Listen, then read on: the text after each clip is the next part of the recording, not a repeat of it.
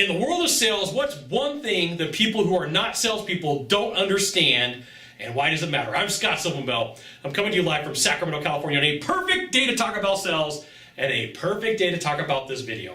In this video, we're going to talk about telling off a bad client. Now, first off, every industry is different, every company is different, so I'm going to say go by your guidelines, go by whatever it is. I'm not a legal professional, I'm not making up rules for your company, but here's the thing. At some point, you are going to get to meet with somebody and they are not your buyer. And for whatever reason and however you do it, you get to tell this person off. And I want to give you a word of advice. When you reject somebody before they reject you, they tend to get really mad. And if you have something that they want and you don't give it to them, they tend to get really, really mad, okay?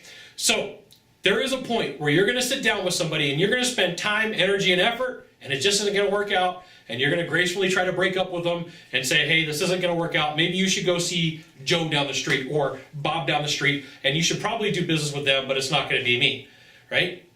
That's a great feeling because you know that you don't need their money, and you know that they are the wrong person and they're going to be a thorn in your side. Every time I did a price match without giving the person the parameters, they were a pain in my butt. And so people would say, hey, Scott, do you price match? My answer always was, the office does, but I don't. And they go, whoa, well, that doesn't make sense. Why not?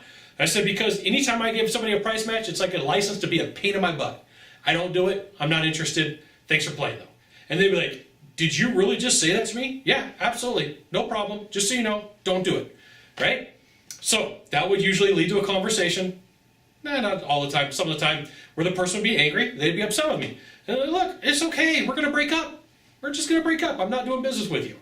Right? And sometimes that would lead to escalation, and sometimes that would lead to an argument. Now, one of my greatest stories, my birthday, my 30th birthday, I'm at this guy's house, and I'm talking to him back and forth. We go through 2 hours of appointment. I was doing in-home sales.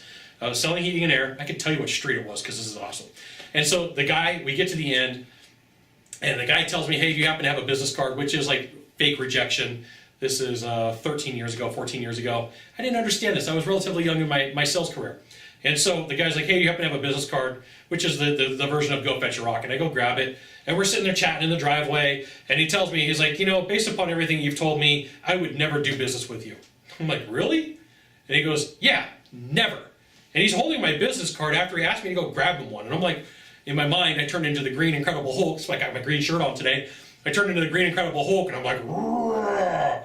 So I snatched my business card out of his hand, pulled the business card out of his hand, I looked at it, I ripped it up, and I threw it on his driveway, and I said, I guess you don't need that, right? Not the right thing to do, but I will tell you, one of the greatest feelings in the world is to tell somebody off who's not ever going to do business with you, but people who are not in sales don't understand it. Now first, I'm not condoning this. This was relatively young in my sales career, right? I'm not condoning it, but it is one of the greatest feelings in the world to tell somebody off who is not your client, and you get to tell them to go away and not ever contact you again.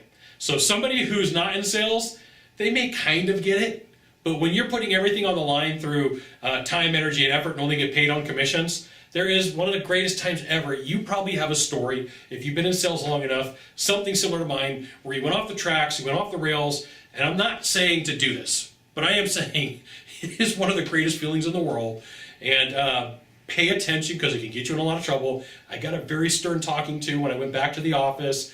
But, you know, I'm happy I get to talk about it. The guy said, I would never do business with you. And then he said some stuff about me. I'm like, all right, peace out.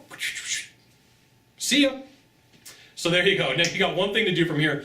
Just one thing. Find the subscribe button and click on it. Every time I send out a video, you'll get an update that says Scott Bell Consultant sent out a video. You should check it out, which you should. We'll see you soon. Thanks for dropping by. Aloha.